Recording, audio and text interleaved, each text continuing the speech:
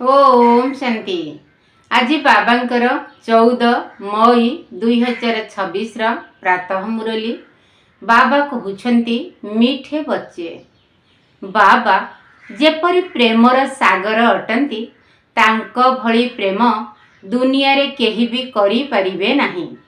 सेही परी तुमे पिल्ला माने मध्य पितांक समान हुओ, काहाकु भी नाराज कर नाही।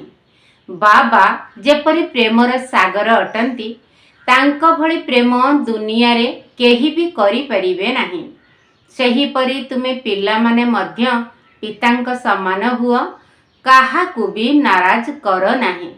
प्रश्न, केउं प्रकारर विचार चालुथिले खुशीर निशा सदा सर्वदा चढ़ी रहिथिबो? केउं प्रकारर विचार चालुथिले खुशीर निशा सदा सर्वदा चढ़ी रहिथिबो? उत्तर, एक रे वर्तमान आमे ज्ञान रत्न द्वारा निजर झूला भरपूर करुछु। एहा परे एही सबु खणी गुड़िक मध्य भरपूर होई जिवो। सत्य जुगरे आमे सुनार महल तियारी करिबु। दुई रे आमर एही ब्राह्मण कुल सबुठारु उत्तम कुल अटे। आमे सच्चा सच्चा सत्य नारायणकर कथा बा अमर कथा शुणुछु एवं अन्य मानकु शुणाउछु। एही भली चिंतन चालुथिले खुशीर निशा चढ़ी रहिबो। ओम शांति।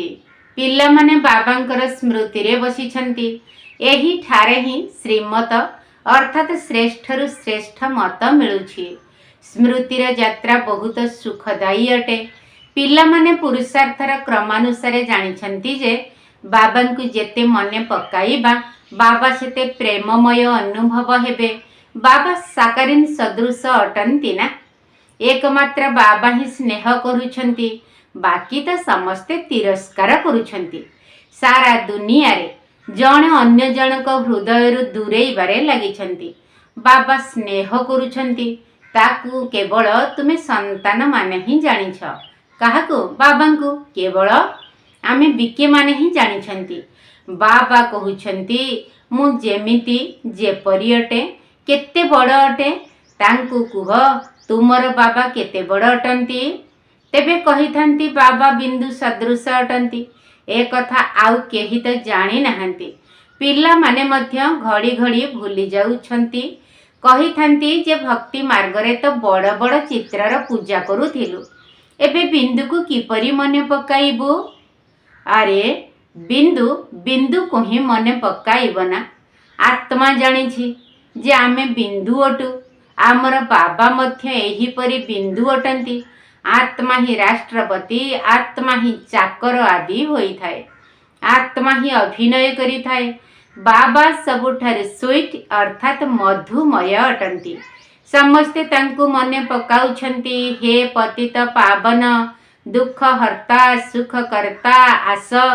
एबे तुम संतान मानकर एही निश्चय रहिछि जे आमे जहांकु बिंदु बोली कहूछु से बहुत सूक्ष्म अटंती, किंतु तांकर महिमा केते श्रेष्ठ। जदिओ तांकर महिमार गायन करुछंती जे से ज्ञानर सागर, शांतिर सागर अटंती, किंतु बुझु नाहंती कि से किपरि आसी सुख देउछंती। मधुर संतान माने प्रत्येक जानिछंती जे किए किए केते पर्यंत श्रीमत पालन करुछंती। सेवा करिबा पई श्रीमत मिलुछि। एठारे बहुत मनुष्य बेमार अटंती, अनेक सुस्थ मनुष्य मध्य अछंती। भारतवासी जानिछंती जे सत्य जुगर आयुष बहुत बड़, प्रायतः 125 वर्षरु 150 वर्ष थिला। सेठारे प्रत्येक निज निजर संपूर्ण आयु भोग करिबे। एहा तो बिल्कुल बिकारी दुनिया अटे, जहा आउ अल्प समय रहिछि। मनुष्य माने वर्तमान मध्य बहुत बड़ बड़ धर्मशाला मान तियारी करुछंती। जानि नाहंती जे आउ बाकी केते समय रहिछि। मंदिर आदि तियारी करी लक्ष लक्ष टंका खर्च करुछंती। सेगुड़िक आयुष आउ केते समय थिबो? तुमे जानिछ जे ए सबु तो बहुत कम समय मध्यरे नष्ट होई जिवो। बाबा तुमको घर आदि तियारी करिबा पई केबे हेले मना करू नाहंती। तुमे निज घरे गोटे बखरारे डाक्तरखाना सहित विश्वविद्यालय तैयारी कर। एही ज्ञान द्वारा बिना खर्चरे स्वास्थ्य संपत्ति खुशी 21 जन्म पाई नेबाकू हेब। ए कथा मध्य बुझाई छंती जे तुमको बहुत सुख मिलुछि। जेतेबेले तम प्रधान हेल सेतेबेले अधिक दुख भोग कल। जेते अधिक तम प्रधान होई चलिब दुनिया रे सेते अधिक दुख अशांति बढ़ी चलिब। मनुष्य माने बहुत दुखी होई जिवे। एहा परे ही जय जयकार हेब। तुमे संतान माने दिव्य दृष्टि द्वारा जो विनाश देखिछ ताहा पुणी वास्तव रे देखिब। अनेक संतान माने मध्य स्थापनार साक्षात्कार करिसंती। छोट छोट कन्या माने बहुत साक्षात्कार करुथिले, तांकर किछि हेले ज्ञान नथिला। पुराणा दुनियार विनाश मध्य निश्चित हेब। तुमे पिला माने जानिछ बाबा ही आसी स्वर्गर संपत्ति देउछंती। उच्च पद पाइबा पाई पिला मानकु पुरुषार्थ करिबाकू हेब। तुम संतान मानकु बाबा बसी एही सब कथा बुझाउछंती। से माने जानी नाहंती जे बाकी आउ अल्प समय अछि। बाबा कहउछंती मु दाता अटे, मु तुमको देबाकू आसीछि। मनुष्य कहउछंती पतित पावन आस आसी आमको पवित्र कराओ। बाबा कहउछंती प्रथमे तुमे केते बुद्धिमान थिल, सत्व प्रधान थिल, एबे तो तमो प्रधान होई जाइछ। एबे ए सब ज्ञान मध्य तुम बुद्धि रे आसिला। आगरु बुझी नथिल जे आमे ही विश्वर राजत्व करुथिलु, तुमे ही विश्वर मालिक थिल। पुणी हेब निश्चित। इतिहास भूगोलर पुनरावृत्ति हेब। बाबा बुझाउछंती मु 5000 वर्ष पूर्वरु आसीथिली, तुमको स्वर्गर मालिक कराइथिली। पुणी तुमे 84 जन्मर सीढ़ी ओह्लाउछ। एही विस्तारर कथा कौनसी भी शास्त्र रे नाही। शिव बाबा कौन कौनसी शास्त्र आदि पढ़िछंती? तांकु तो ज्ञानर अथॉरिटी बा अधिकारी कुहा जाउछि। दुनिया रे मध्य शास्त्र आदि पढ़ी शास्त्रर अधिकारी होई थांती। सेमाने मध्य गायन करुछंती जे पतित पावन आस गंगा स्नान करिबाकू जाइथांती। वास्तव रे एही भक्ति गृहस्थी मानक पाई अटे। बाबा बसी बुझाउछंती सेमाने मध्य जानि नाहंती जे किए सद्गति दाता अटंती। बाबा बुझाउछंती तुमे मते डाकुछ हे पतित पावन आस, मु तुमको पवित्र कराउछि। मु तुमको पढ़ाइबा पाई आसीछि, किंतु एपरि कुहाजिब नाही जे आम उपरे कृपा करंतु। मु तो शिक्षक अटे। तुमे कृपा आदि काहेकि मागुछ? आशीर्वाद तो जन्म जन्म धरी प्राप्त करी आसीछ। एबे आसी माता पितांकर संपत्तिर मालिक हुओ। आउ आशीर्वाद कौन करिब? संतान जन्म हेला तो पितांक संपत्तिर मालिक हेला। लौकिकी पितांकु कौन कहि थांती कि आम उपरे कृपा कर? एठारे तो कृपार कौनसी कथा ही नहीं। केवल बाबांकु ही स्मरण करिबाकू पड़िब। ए कथा मध्य केही जानी नाहंती जे बाबा बिंदु अटंती। एबे तुमको बाबा बताइछंती। समस्ते कहउछंती मध्य परम पिता परमात्मा गॉड फादर सुप्रीम सोल। तेणु से परमात्मा हेले ना, से हेउछंती सर्वोच्च। बाकी समस्ते आत्मा अटंती ना। सर्वोच्च पिता आसी निज समान कराउछंती। काहारी बुद्धि रे कण एकथा थिब जे बेहदर बाबा जे स्वर्गर रचयिता अटंती से आसी स्वर्गर मालिक कराउछंती। एबे तुमे जानुछ श्रीकृष्ण हातरे स्वर्गर गोलक अछि। पिला गर्भरु जन्म हेबा मात्रे तार आयुष आरंभ होइथाए। श्रीकृष्ण तो पूरा 84 जन्म नेउछंती। गर्भरु बाहर को आसिले सेही दिन ठारु 84 जन्म गणना कराजिब। लक्ष्मी नारायण को तो बड़ हेबा पई 30-35 वर्ष लागिब ना। तेबे सेही 30-35 वर्ष 5000 वर्षरु कम करिबाकू पड़िब। शिव बाबांकर बयस तो गणना करा जाई परिब नाही। शिव बाबा केबे आसिले सठिक समय कहि परिबे नाही। आरंभरु साक्षात्कार हेउथिला। मुसलमान लोके मध्य सूक्ष्म बतन रे बगीचा आदि देखुथिले।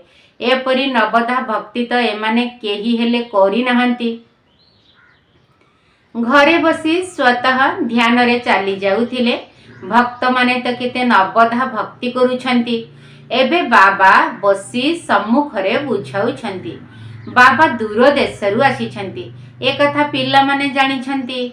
ब्रह्मा को शरीर रे प्रवेश करी आमको पढ़ाउछंती, किंतु पुणी बाहर को जीवा द्वारा निशा कम होई जाउछि। जदि बाबा स्मृति रे रहिबो तेबे खुशीर निशा मध्य चढ़ी रहिबो एवं तुमर कर्मातीत अवस्था होई जीवो। किंतु एथिरे समय दरकार। एबे देख श्री कृष्ण का आत्मा रे एही अंतिम जन्म रे पूरा ज्ञान रहिछि। पुणी गर्भरु जन्म नेबा मात्रे पैसा कर मध्य ज्ञान रहिबो नाही। बाबा आसी बुझाउछंती श्री कृष्ण कौनसी मुरली बजाई नथिले, से तो ज्ञान ही जानि नाहंती। लक्ष्मी नारायण मध्य एही ज्ञान को जानि नाहंती। तेबे ऋषि मुनि सन्यासी आदि किपरि जानिबे? विश्वर मालिक लक्ष्मी नारायण तो जानि नाहंती, तेबे पुणी एही सन्यासी माने किपरि जानिबे? कहउछंती श्रीकृष्ण सागर रे अश्व तथा पत्र रे भासी भासी आसीथिले, एपरि करिथिले। एही सबु कहानी बसी लेखि देइछंती। गंगा नदी रे पाद रखिबा मात्रे गंगा पातालगामी होई गला। विचार कर, मनुष्य किपरि कहानी सबु कहउछंती। एबे बाबा बुझाउछंती, कौनसी भी ओलटा सीधा कथारे केबे हेले विश्वास कर नाही। मनुष्य केते शास्त्र आदि पढ़ुछंती। बाबा कहउछंती जहा किछि पढ़िछ से सबु भूली जाओ, एही देह को मध्य भूली जाओ। आत्मा ही गोटिए शरीर छाड़ी भिन्न भिन्न प्रकार नाम रूप एवं शरीर धारण करी अभिनय करिथाए। एबे बाबा कहउछंती एहा बिकारी छी छी वस्त्र अटे। आत्मा एवं शरीर उभय पतित अटे। आत्मा को ही श्याम एवं सुंदर कहा जाउछि। आत्मा पवित्र थिबा समय रे सुंदर थिला, पुणी काम चित्तारे बसिबा द्वारा कला होई जाइछि। एबे पुणी बाबा ज्ञान चित्तारे बसाउछंती। पतित पावन बाबा कहउछंती मोते स्मरण कर। तेबे एही विकार रूपी खाद ही बाहरी जीव। आत्मा रे ही खाद पड़ी थाए। कलिजुग अंतरे तुमे गरीब होई जाइछ, पुणी सत्य जुगरे तुमे सुनार महल तैयारी करिब। आश्चर्यर कथा अटे। एठारे हीरार देख केते मूल्य रहिछि, सेठारे तो हीरा पत्थर सदृश हेब। एबे तुमे बाबांक ठारू ज्ञान रत्न रे झूला भरपूर करूछ। लेखा जाइछि सागररु रत्नर थाली भरी करी नेई आसुथिले। सागररु जेते चाहिब सेते रत्न नेई परिब। सत्य जुगरे खଣି सबु भरपूर होई जीव। तुमे साक्षात्कार मध्य करिछ। माया मच्छंदर मध्य खेल देखाई थांती। से देखिले जे सुनार इटा पड़िछि, नेई आसिले। तळकु आसिले तो किछि हेले नथिला। सत्य जुगरे तो सुनार इटारे महल तैयारी करिब। एपरी एपरी ख्याल आसिबा दरकार, तेबे खुशीर निशा चढ़िब। समस्तंकु बाबांकर परिचय देबाकु हेब। शिव बाबा 5000 वर्ष पूर्वरु मध्य आसीथिले। ए कथा केही हेले जानि नाहंती।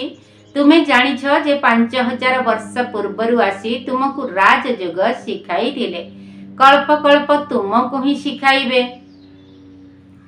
जेउ माने आसी ब्राह्मण हेबे, सेही माने पुणी देवता हेबे। विराट रूपर चित्र मध्य तैयारी करी थांती।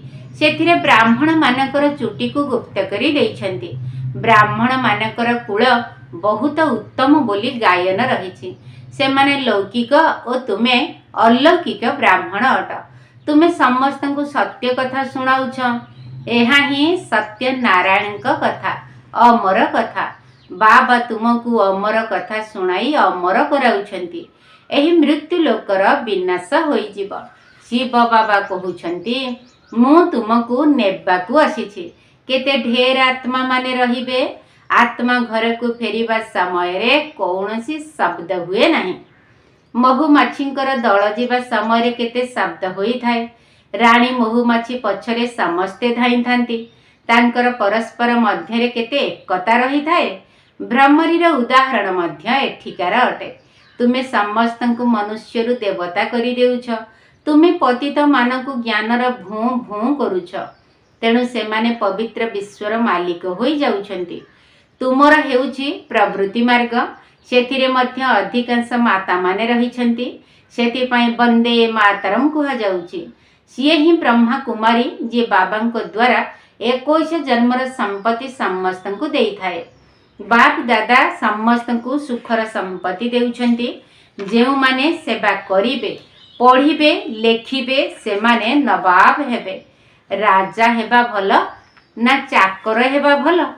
ଶେଷ ସମୟରେ ତୁମେ ସବୁ କଥା ଜାଣିପାରିବ ଯେ ଆମେ କେଉଁ ପଦ ପାଇବୁ। ତାପରେ ପୁଣି ପଶ୍ଚାତାପ କରିବ, ଆମେ ଶ୍ରୀମତରେ କାହିଁକି ନ ଚାଲିଲୁ। ବାବା କହୁଛନ୍ତି ପୂର୍ଣ୍ଣ ରୂପେ ଅନୁସରଣ କର। ଏପରି ମଧ୍ୟ ନୁହେଁ ଯେ ସେଣ୍ଟର କରିବା ପାଇଁ କେହି କେହି ଗୋଟିଏ ଘର ଦେଇ ଦେଉଛନ୍ତି କିନ୍ତୁ ନିଜେ ମାଂସ ଆଦି ଖାଇ ଚାଲିଛନ୍ତି। ତେବେ ସେମାନେ ପୁଣ୍ୟ ଆତ୍ମା, ଇଏ ହେଲେ ପାପ ଆତ୍ମା। ତେବେ ପୁଣି ଆଶ୍ରମ ହିଁ ରହିବ ନାହିଁ। ଘରେ ସ୍ୱର୍ଗ ତିଆରି କରୁଛନ୍ତି ତ ନିଜେ ବି ସ୍ୱର୍ଗରେ ରହିବା ଦରକାର ନା। କେବଳ ଆଶୀର୍ବାଦରେ ରହିଯାଅ ନାହିଁ, ବାବାଙ୍କୁ ମନେ ପକାଇବାକୁ ହେବ। ବାବା ପବିତ୍ର କରାଇ ପୁଣି ସାଥିରେ ନେଇଯିବେ। ତୁମେ ତ ବହୁତ ଖୁସି ହେବା ଦରକାର। କେତେ ଶ୍ରେଷ୍ଠ ଲଟେରୀ ମିଳୁଛି। ବାବାଙ୍କୁ ଯେତେ ସ୍ମରଣ କରିବ ସେତେ ବିକର୍ମ ବିନାଶ ହେବ। ବାବାଙ୍କ ପରି ସ୍ନେହ ଦୁନିଆରେ ଆଉ କେହି ଦେଇପାରିବେ ନାହିଁ, ଗ୍ୟାରେଣ୍ଟି। ସେଥିପାଇଁ ତାଙ୍କୁ ସ୍ନେହର ସାଗର ବୋଲି କୁହାଯାଉଛି। ତୁମେ ମଧ୍ୟ ସେହିପରି ହୁଅ। ଯଦି କାହାକୁ ଦୁଃଖ ଦେଲ, ନାରାଜ କଲ, ତେବେ ନିଜେ ହିଁ ନାରାଜ ହୋଇ ମରିବ। ବାବା ଏପରି କିଛି ଅଭିଶାପ ଦେଉନାହାନ୍ତି, ବୁଝାଉଛନ୍ତି। ସମସ୍ତଙ୍କୁ ସୁଖ ଦିଅ ତ ସୁଖୀ ହେବ। ସମସ୍ତଙ୍କୁ ସ୍ନେହ କର। ବାବା ମଧ୍ୟ ସ୍ନେହର ସାଗର ଅଟନ୍ତି ନା। ଆଚ୍ଛା, ମିଠା ମିଠା ଶିଖିଲ ଯେ ସନ୍ତାନମାନଙ୍କ ପ୍ରତି ମାତା ପିତା ବାପ ଦାଦାଙ୍କର ମଧୁର ସ୍ନେହ ସମ୍ପନ୍ନ ଶୁଭେଚ୍ଛା ଏବଂ ସୁପ୍ରଭାତ। ଆତ୍ମିକ ପିତାଙ୍କର ଆତ୍ମିକ ସନ୍ତାନମାନଙ୍କୁ ନମସ୍ତେ। ଆମ ଆତ୍ମିକ ସନ୍ତାନମାନଙ୍କର ଆତ୍ମିକ ବାପ ଦାଦାଙ୍କୁ ନମସ୍ତେ ନମସ୍ତେ ନମସ୍ତେ ଏବଂ ସୁପ୍ରଭାତ। ଧାରଣା ପାଇଁ ମୁଖ୍ୟ ସାର। ପ୍ରଥମ ପଏଣ୍ଟ, କୌଣସି ବି ଓଲଟା ସିଧା କଥା ଉପରେ ବିଶ୍ୱାସ କରିବାର ନାହିଁ। ଯାହା କିଛି ବି ଓଲଟା ପାଠ ଅର୍ଥାତ୍ ଓଲଟା ଜ୍ଞାନ ଶୁଣିଛ, ସେସବୁକୁ ଭୁଲି ଅଶରୀରୀ ହେବାର ଅଭ୍ୟାସ କରିବାକୁ ହେବ। କୌଣସି ବି ଓଲଟା ସିଧା କଥା ଉପରେ ବିଶ୍ୱାସ କରିବାର ନାହିଁ। ଯାହା କିଛି ବି ଓଲଟା ପାଠ ଅର୍ଥାତ୍ ଓଲଟା ଜ୍ଞାନ ଶୁଣିଛ, ସେସବୁକୁ ଭୁଲି ଅଶରୀରୀ ହେବାର ଅଭ୍ୟାସ କରିବାକୁ ହେବ। ଦ୍ୱିତୀୟ ପଏଣ୍ଟ, କେବଳ ଆଶୀର୍ବାଦ ଆଧାରରେ ଚାଲିବାର ନାହିଁ, ନିଜକୁ ପବିତ୍ର ମଧ୍ୟ କରିବାକୁ ହେବ। ପ୍ରତ୍ୟେକ ପାଦରେ ବାବାଙ୍କୁ ଅନୁସରଣ କରିବାକୁ ହେବ। କାହାକୁ ବି ଦୁଃଖ ଦେବାର ନାହିଁ, କାହାକୁ ନାରାଜ କରିବାର ନାହିଁ। କେବଳ ଆଶୀର୍ବାଦ ଆଧାରରେ ଚାଲିବାର ନାହିଁ, ନିଜକୁ ପବିତ୍ର ମଧ୍ୟ କରିବାକୁ ହେବ। ପ୍ରତ୍ୟେକ ପାଦରେ ବାବାଙ୍କୁ ଅନୁସରଣ କରିବାକୁ ହେବ। କାହାକୁ ବି ଦୁଃଖ ଦେବାର ନାହିଁ, କାହାକୁ ନାରାଜ କରିବାର ନାହିଁ। ବରଦାନ, ସଚ୍ଚା ଲଗନ ଆଧାରରେ ଅନ୍ୟ ସଙ୍ଗ ଗୁଡ଼ିକୁ ଛାଡ଼ି ଜଣକ ସଙ୍ଗରେ ଯୋଡ଼ି ହେଉଥିବା ସମ୍ପୂର୍ଣ୍ଣ ବିଶ୍ୱସ୍ତ ଭବ। ସଚ୍ଚା ଲଗନ ଆଧାରରେ ଅନ୍ୟ ସଙ୍ଗ ଗୁଡ଼ିକୁ ଛାଡ଼ି ଜଣକ ସଙ୍ଗରେ ଯୋଡ଼ି ହେଉଥିବା ସମ୍ପୂର୍ଣ୍ଣ ବିଶ୍ୱସ୍ତ ଭବ। ସମ୍ପୂର୍ଣ୍ଣ ବିଶ୍ୱସ୍ତ ସେମାନଙ୍କୁ କୁହାଯିବ ଯେଉଁମାନଙ୍କର ସଂକଳ୍ପରେ ବା ସ୍ୱପ୍ନରେ ମଧ୍ୟ ବାବାଙ୍କର କର୍ତ୍ତବ୍ୟ, ବାବାଙ୍କର ମହିମା, ବାବାଙ୍କର ଜ୍ଞାନ ବ୍ୟତୀତ ଅନ୍ୟ କିଛି ବି ଦେଖାଯାଉନଥିବ। ଏକମାତ୍ର ବାବା, ଅନ୍ୟ କେହି ନୁହେଁ। ବୁଦ୍ଧିର ଲଗନ ଯଦି ସର୍ବଦା ଜଣକ ସହିତ ଲାଗି ରହିଥିବ, ତେବେ ଅନେକ ସଙ୍ଗର ରଙ୍ଗ ଲାଗିପାରିବ ନାହିଁ। ସେଥିପାଇଁ ତୁମମାନଙ୍କର ପ୍ରତିଜ୍ଞା ହେଲା ଅନ୍ୟ ସବୁ ସଙ୍ଗକୁ ଛାଡ଼ି ଜଣକ ସଙ୍ଗରେ ଯୋଡ଼ି ହେବୁ। ତେବେ ଏହି ପ୍ରତିଜ୍ଞାକୁ ପାଳନ କରିବା ଅର୍ଥ ସମ୍ପୂର୍ଣ୍ଣ ବିଶ୍ୱସ୍ତ ହେବା। ସ୍ଲୋଗନ,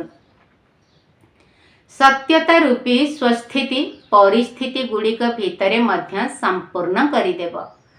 ସତ୍ୟତା ରୂପୀ ସ୍ୱସ୍ଥିତି ପରିସ୍ଥିତି ଗୁଡ଼ିକ ଭିତରେ ମଧ୍ୟ ସମ୍ପୂର୍ଣ୍ଣ କରିଦେବ। ଅବ୍ୟକ୍ତ ଇଶାରା, ସର୍ବଦା ଅଚଳ ଅଟଳ ଏବଂ ଏକରସ ସ୍ଥିତିର ଅନୁଭବ କର। ଆମେ ଉଚ୍ଚରୁ ଉଚ୍ଚ ପିତାଙ୍କର ସନ୍ତାନ। ଏହି କଥା ସ୍ମୃତିରେ ରହିବା ଦ୍ୱାରା ଅବସ୍ଥା ଏକରସ ରହିଥାଏ। ଯେତେବେଳେ ଜଣକ ସହିତ ସମ୍ବନ୍ଧ ରହିଥାଏ, ସେତେବେଳେ ତୁମର ଅବସ୍ଥା ମଧ୍ୟ ଏକରସ ଅର୍ଥାତ୍ ସ୍ଥିର ରହିଥାଏ। ଯଦି ଅନ୍ୟ କେଉଁଠାକୁ ବି ସମ୍ବନ୍ଧର ଆକର୍ଷଣ ଯାଉଛି ତେବେ ଏକରସ ଅବସ୍ଥା ରହିପାରିବ ନାହିଁ। ତେଣୁ ଏକରସ ଅବସ୍ଥା ନିର୍ମାଣ କରିବା ପାଇଁ ଜଣକ ବ୍ୟତୀତ ଅନ୍ୟ କିଛି ବି ଦେଖୁଥିଲେ ମଧ୍ୟ ଦେଖ ନାହିଁ। ଆଚ୍ଛା, ଓମ୍ ଶାନ୍ତି। ସଂସାର ବନ୍ଧନ କାଟିଦେଲି ବାବା, ଜ୍ୟୋତିର୍ବିନ୍ଦୁରେ ମୋ ମନ ବାବା, ଜ୍ୟୋତିର୍ବିନ୍ଦୁରେ ମୋ ମନ। ସଂସାର ବନ୍ଧନ କାଟିଦେଲି ବାବା, ଜ୍ୟୋତିର୍ବିନ୍ଦୁରେ ମୋ ମନ ବାବା, ଜ୍ୟୋତିର୍ବିନ୍ଦୁରେ ମୋ ମନ। ବାବା ତୋ ମୁରଲି କାନରେ ମୁଁ ଶୁଣି, ଆତ୍ମାକୁ କଲି ପାବନ ବାବା, ଆତ୍ମାକୁ କଲି ପାବନ। ସଂସାର ବନ୍ଧନ କାଟି ମୁଁ ଆସିଲି, ଦେବି ତୋ ସେବାରେ ମନ ବାବା, ଦେବି ତୋ ସେବାରେ ମନ। ପରମାତ୍ମା ମୋର ସତ୍ୟ ସନାତନ, ଅମୃତ ବେଳାରେ ଦିଅ ବରଦାନ। ପରମାତ୍ମା ମୋର ସତ୍ୟ ସନାତନ, ଅମୃତ ବେଳାରେ ଦିଅ ବରଦାନ। ଯାହା ତ ଦେଇଛ ସବୁ ସମର୍ପିଛି, ଯାହା ତ ଦେଇଛ ସବୁ ସମର୍ପିଛି, ଟ୍ରଷ୍ଟି ହୋଇଛି ଏ ମନ ବାବା, ଟ୍ରଷ୍ଟି ହୋଇଛି ଏ ମନ। ସଂସାର ବନ୍ଧନ କାଟି ମୁଁ ଆସିଲି, ଦେବି ତୋ ସେବାରେ ମନ ବାବା, ଦେବି ତୋ ସେବାରେ ମନ।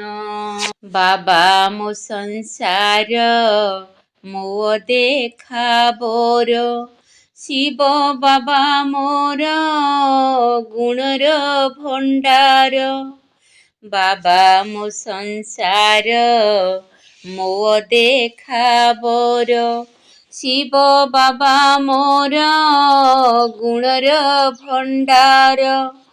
अलौकिक पिता पुत्र रूपे पाई, अलौकिक पिता पुत्र रूपे पाई, ए जीवन कली धन्य बाबा, ज्योतिर्बिंदुरे मो मन। संसार बंधन काटी मु आसिली, देवी तो सेबारे मन बाबा, देवी तो सेबारे मन। जे दिन जानिली तुम्हें माता पिता, जे दिन जानिली तुम्हें माता पिता, काटिली सबु बंधन बाबा, काटिली सबु बंधन। संसार बंधन काटिदेली बाबा, ज्योतिर्बिंदुरे मो मन बाबा, ज्योतिर्बिंदुरे मो मन। बाबा तो मुरली कानरे मु शुणी, आत्मा को कली पावन बाबा, आत्मा को कली पावन। ଜ୍ୟୋତିର୍ବିନ୍ଦୁରେ ମୋ ମନ ବାବା, ଜ୍ୟୋତିର୍ବିନ୍ଦୁରେ ମୋ ମନ।